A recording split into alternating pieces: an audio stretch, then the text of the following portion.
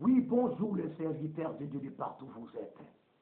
Vous nous aimez, nous vous aimons aussi. De partout où vous êtes, le maman, le papa, les serviteurs de Dieu, les vrais serviteurs. Hein? Moi, je ne salue pas les faux serviteurs. Hein? Parce que vous savez que l'apôtre Jean l'a dit ouvertement que celui qui ne vient pas avec cette doctrine ne lui dit même pas bonjour. Hein? Parce que quand tu lui dis bonjour, c'est-à-dire qu'il accepte ces bêtises-là. Je suis clair. Moi, je ne salue pas les faux. Si tu es les faux, ne recevez pas ma salutation. Hein? Ce sont ceux-là qui sont les vrais, qui doivent recevoir mes salutations, qui doivent recevoir tout ce que j'adresse. Alors que Dieu vous bénisse partout où vous êtes. Alors vous suivez à travers le monde. Oui, c'était également toujours la suite de ce que le faux prophète Guillaume Kofi aurait lancé pour dire que Jésus n'est pas un Dieu créateur. Donc dans sa tête, Jésus est un Dieu qui n'est pas créateur. C'est ce qu'il veut nous faire croire. Tant que déjà il y a la première vidéo que je lançais pour dire que Jésus n'est pas un Dieu créateur. Il y a la seconde également, ça c'est la troisième vidéo, pour dire que nous étions limités à une partie qui dit que pourquoi? Parce que la plupart des gens, même les chrétiens, se posent cette question, même les serviteurs de Dieu, veulent parfois défendre la divinité de Jésus-Christ, mais là, ils arrivent à un certain point ou également à des versets bibliques qui leur tourmentent, qui leur compliquent. Alors ils se taisent pour dire qu'alors ça nous dérange. Ça ne dérange pas, mais la suivez. Je vous ai dit ceci, qu'il y a beaucoup de gens qui se posent des questions pour dire que comment ça fait-il que Jésus t'appelait Dieu? Donc, est-ce que Dieu a-t-il laissé son trône? Qui aurait-il laissé sur son trône quand il est venu sur la terre? Ce sont des petits raisonnements des enfants. Nous allons entrer en profondeur dans les raisonnements des grandes personnes. Je vous ai répondu dans la seconde vidéo que Dieu ne quitte jamais son trône. Dieu ne laisse jamais son trône. Il est toujours là. Il est toujours là. Comment? Les gens oublient ceci. Ils disent que Dieu est omniprésent. Donc, omniprésent, c'est de Dieu qui montre que Dieu est partout. Ça, c'est clair, tout le monde connaît ça. Omnipotence, pour dire qu'il est de Dieu de toute puissance. Je ne parle pas de l'omnipotence, je parle de l'omniprésence. Dieu est partout. Le vent est partout. Très bien. Il y a une chose que vous devez comprendre. Même Jésus l'a enseigné. Mais peu de Juifs ou encore les élites, ce sont ceux-là qui avaient compris le langage de Jésus. Mais les ignorants, ils n'avaient pas compris son langage. Même aujourd'hui, il y a beaucoup de gens qui se disent c'est pasteur, tout ça comme ça, apôtre, ainsi de suite, comme dit en conflit, ignorant d'abord un enfant du diable qui porte les tarifs avec sa petite compréhension là, et dit que comprenez, Jésus n'est pas un Dieu créateur. Quelqu'un qui connaît bien le français, Jésus n'est pas un Dieu créateur, c'est-à-dire Jésus c'est un Dieu, mais qui n'est pas créateur. De quel Dieu s'agit-il que vous voulez montrer aux gens? Je vais révéler. Avec ça, ne mentez pas aux gens. Il est un Dieu créateur.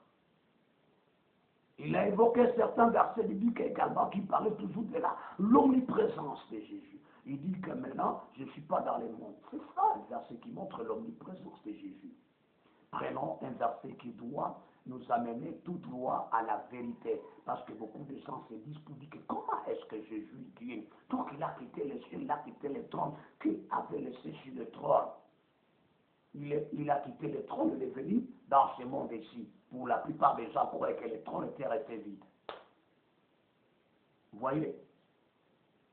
Alors pour lui poster à cette réponse, ils se disent que non, Jésus n'est pas un Dieu, c'est un fils. Pourquoi? Parce que sur le Fils qui est venu dans ce monde, Dieu était resté sur son trône. Je pense sur les versets qu'il aurait évoqués dans l'Apocalypse chapitre 5 par le faux prophète Guillaume Kofi. Le verset, c'était le verset 7. Pour dire que vous voyez, il y a quelqu'un, il y a le Fils qui tendait la main à celui qui était assis sur le trône. Je lui ai parlé pour dire que je vous ai parlé que celui qui tend la main et celui même qui donne le livre, tout était sur le trône. Tous étaient sur le trône. Alors consultez les vidéos précédentes, vous aurez déjà ces enseignements pour ne pas revenir sur ce que déjà nous avons enseigné. Prenons maintenant le verset qui va parler de l'omniprésence de Jésus, qui est partout, il est au ciel et sur la terre, en même instant. Kofi, faux prophète, suis-moi. Tu peux te sauver à travers cet enseignement. Lisons Jean chapitre 3, le verset 13. Personne n'est monté au ciel. Je reprends. Personne n'est monté au ciel. C'est un verset par lequel que j'ai toujours dit à ceux-là qui disent, vous savez, Élie était parti au ciel. Allez préparer, allez vers moi. Hein? Vous le traitez. Vous êtes vraiment peur. Pourquoi est-ce que vous prêchez ça comme ça? Ce sont des erreurs. Maintenant, dis-moi, c'est Élie que vous défendez ou c'est Jésus qui dit le mensonge ici? Hein? L'écrivain là du roi là-bas, vous ne l'avez même pas compris. Vous ne l'avez pas compris. Jésus confirme ici, c'est lui qui vient là-bas. Et celui qui est encore là-bas. Au même temps, il est sur la terre et il est au ciel. Personne n'est monté au ciel. Si ce n'est celui qui est descendu. Si ce n'est celui qui est descendu du ciel, le Fils de l'homme, qui est dans le ciel. Pas qui était dans le ciel, qui est. C'est un verset qui marque l'omniprésence de Jésus. Partout. Il est en même temps sur la terre et il est en même temps au ciel. C'est celui qui parlait au baptême de Jean-Baptiste. Je vais revenir sur ça. Kofi, tu t'alarmes. Non, non, je te fais quand même une petite leçon. Le Jésus, là, quand il parle, personne n'est monté au ciel. C'est la raison pour laquelle j'ai toujours dit ceci. Jésus, tout ce qu'il a enseigné, tant que Père, tant que le Fils, il devait faire connaître les mots, l'esprit, ce qui est spirituel. Comment peut-on l'adorer? Comment peut-on le célébrer? Le louer, c'était cela. Je veux le dire. Il dit que personne, à moins que tu veux contredire Jésus, écoutez, vous qui prêchez Élie, était monté au ciel ou auquel ciel? Premier ciel, deuxième ciel, troisième ciel. Or, premier ciel, c'est des démons. Deuxième ciel, des démons également. Troisième ciel, c'est ça le ciel du paradis. De quel ciel parlez-vous? Après le paradis, il y a maintenant les nuées. Quel qu'en soit, les gens veulent parler de cette ciel, non, attention. Là, il faut parler autre chose. Hein. Là, ce n'est pas quand même le thème, hein. Comme le disent les musulmans pour dire qu'il y a sept ciels, comme le disent également les francs-maçons, les occultistes, qu'il y a sept ciels. Je reviendrai avec les sept ciels là qui sont en train de parler là. Mais ce n'est pas le moment. C'est dans le premier ciel que le diable se fait aussi sept ciels. C'est ça. Donc, les dimensions différentes là-bas. Ainsi que vous entendrez également le banamiste qui vous dit que William Branham est au septième ciel. Ce n'est pas le ciel de Dieu, hein. Le ciel des démons, le premier ciel là-bas, le premier ciel dans lequel le diable aussi s'est fait des petits ciels là-bas pour former sept ciels. Les banamistes, vous êtes des enfants du diable, quittez le monde. L'omniprésence de Jésus-Christ. Il est en même temps sur la terre et il est en même temps au ciel. Partout. Personne n'est monté au ciel. Si ce n'est que celui qui descend, qui? Les fils là, que vous appelez les fils. Hein? Personne n'est monté. Celui qui vient là-bas, celui qui se connaît lui-même, il connaît le Père. Amen. Alléluia. Amen.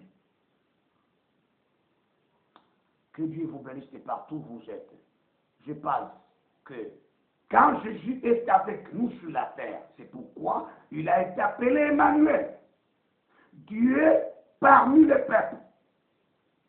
Mais Dieu s'est caché lui-même à travers le voile, à travers le corps, à travers les voiles dont on mettait entre le lieu très saint et le lieu saint.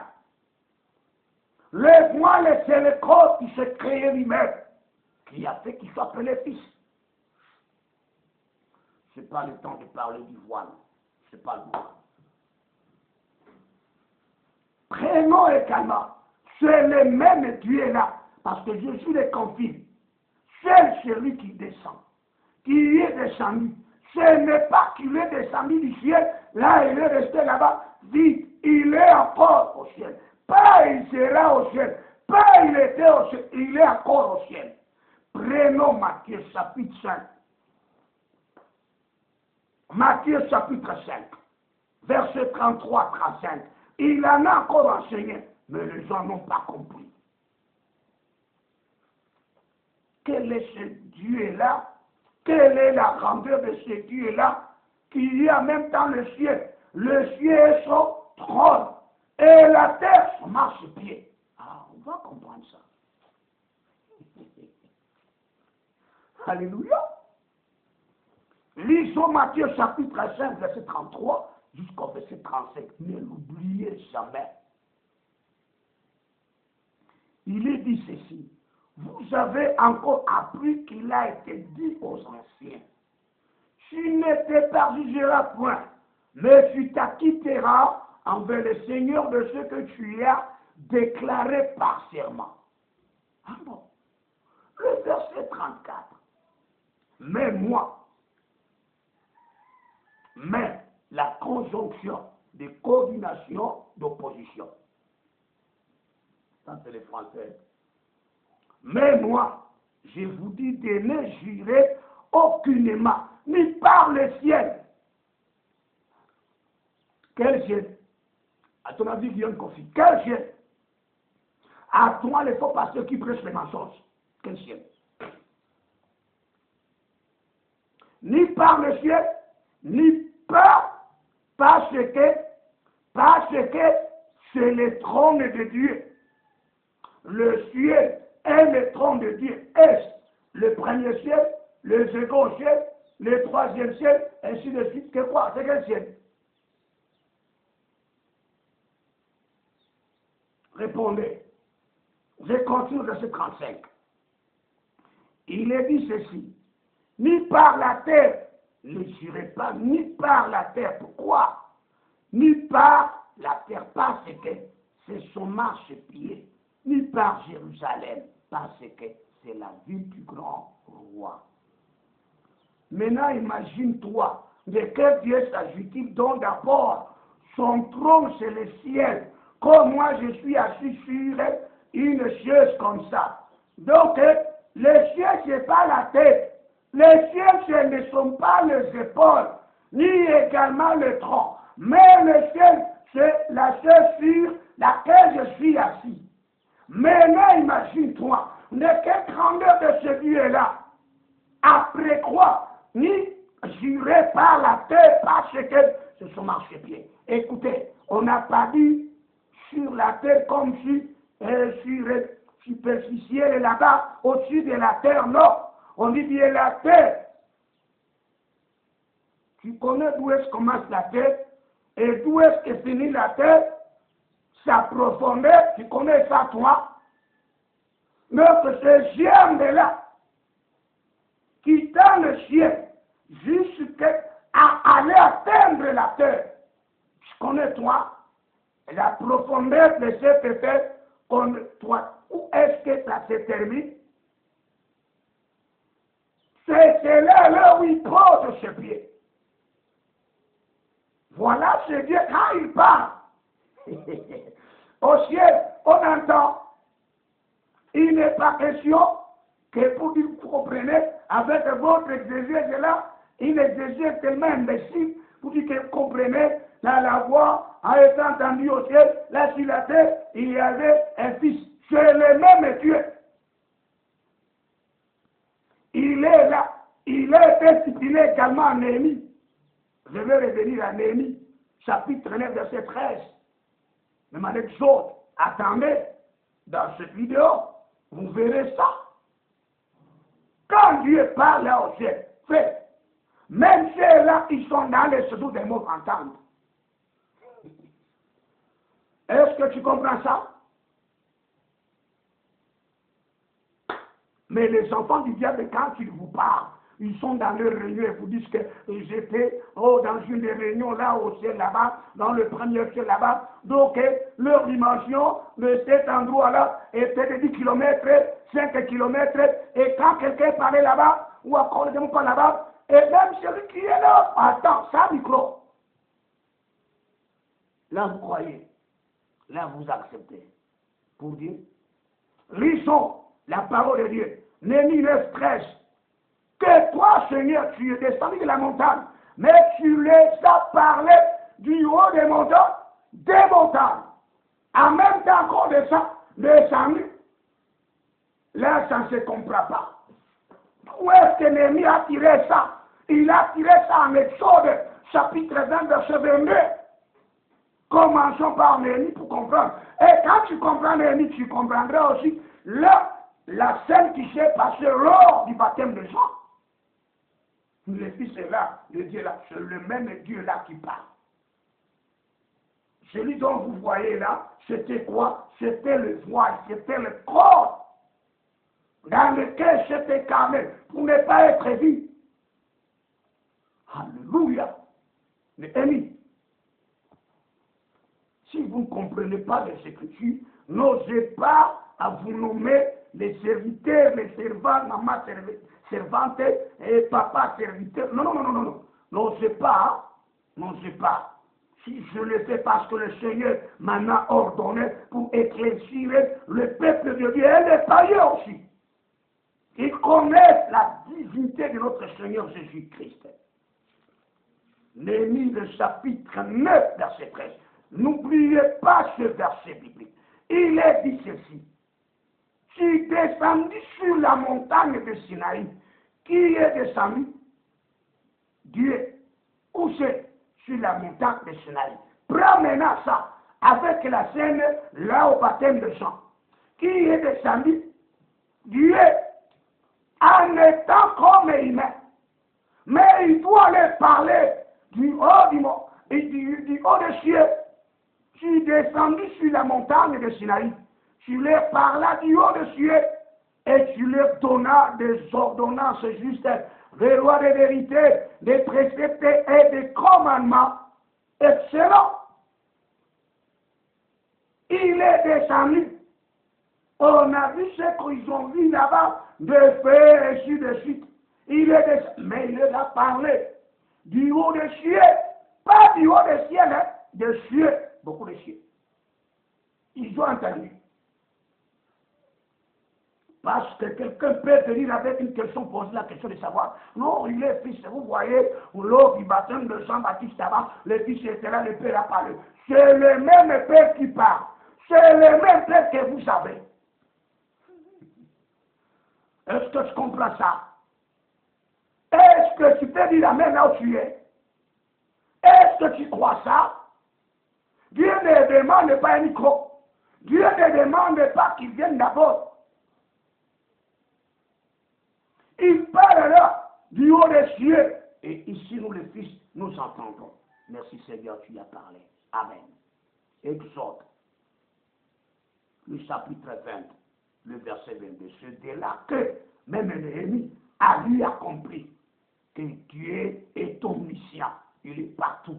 Il peut parler à un seul moment. Il parle à la même voix. Nous entendons ici au Congo. En Afrique du Sud, entendre là-bas. Les autres qui sont en Amérique, pas le monde entier attend. Il peut parler encore. Le monde entier attend. Et les séjours des morts attendent. Une même voix. À un même moment. Sans rien dire. C'est ça. Exode. Pourquoi vous voulez? Celui le Père Guillaume, hein? Écoutez ça. Exode, chapitre 20, verset 22. Et je vais terminer par là. Moi, j'aimerais que vous ayez tout. Il n'y a rien que je vais cacher. Il n'y a rien que je ne peux pas dire. Je vais tout dire. Tu vas comprendre que toute la Bible parle de Jésus. Venez. L'Éternel dit à Moïse, Tu parleras ainsi aux enfants d'Israël. Vous avez dit que je vous ai parlé depuis les cieux. Il les avait parlé depuis les cieux. Au même moment qu'il est descendu, c'était encore au même moment qu'il les a parlé. De même manière, au baptême de Jean, quand vous lisez Matthieu chapitre 3, verset 17, là je peux lire encore lire, allez maintenant lire, comparez maintenant avec ce verset. Vous saurez de quoi est-ce qu'il est capable de là. Il est descendu avec les frères, ils ont vu ça. Il est parlé de haut des cieux. De même, le Seigneur a parlé du haut des cieux, et le même Seigneur qui est avec nous. En même instant, parce qu'il est omniprésent. Il est partout. Quand tu es là, quand tu pries ici au Congo, de même ceux qui prient en Amérique, Dieu encore est là. Sa grandeur, j'ai parlé ça dans d'autres vidéos, que sa grandeur nous échappait. Et même le séjour des morts est entre ses mains. De quelle grandeur, s'il vous plaît? Pourriez-vous faire vos petits exercices qui ne peuvent rien nous amener à la solution? Jésus est Dieu. Jésus, c'est celui le Père.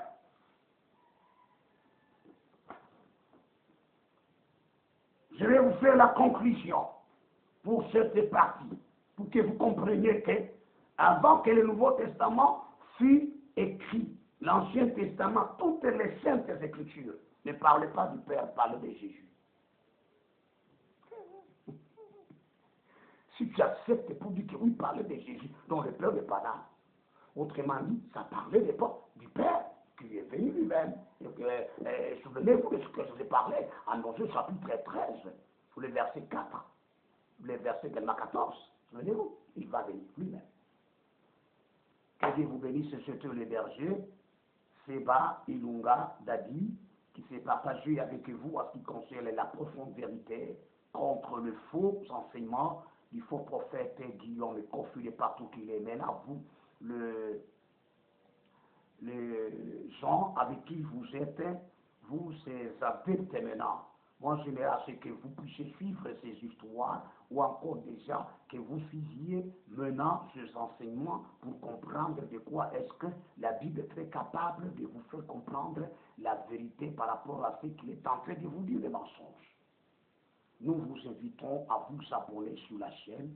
Là, vous ne manquerez pas des enseignements qui peuvent également vous faire devenir un serviteur tellement trop occupé. C'est ce que dit même l'apôtre Paul, il dit que c'est ainsi que toute écriture est inspirée de Dieu pour enseigner, corriger. Vous voyez, tout ça c'est pour que l'homme de Dieu soit parfait, soit accompli pour l'œuvre de Dieu. Sinon, vous qui se font passer à des serviteurs, à des servantes, et vous n'avez pas de compétences, attention, n'engagez même pas de débat si vous n'avez pas de quoi répondre. Mais avec ces enseignements, vous pouvez maintenant vous redresser, vous retrouver. C'est pourquoi nous vous invitons de vous abonner pour ne pas manquer les enseignements échelonnés, ainsi que vous pouvez connaître la profondeur de la parole. Que Dieu vous bénisse de partout où vous êtes. La quatrième partie doit être là pour conclure maintenant ce qui concerne le mensonge du faux prophète Guillaume Kofi qui porte les talites. Que Dieu vous bénisse de partout où vous êtes. Amen.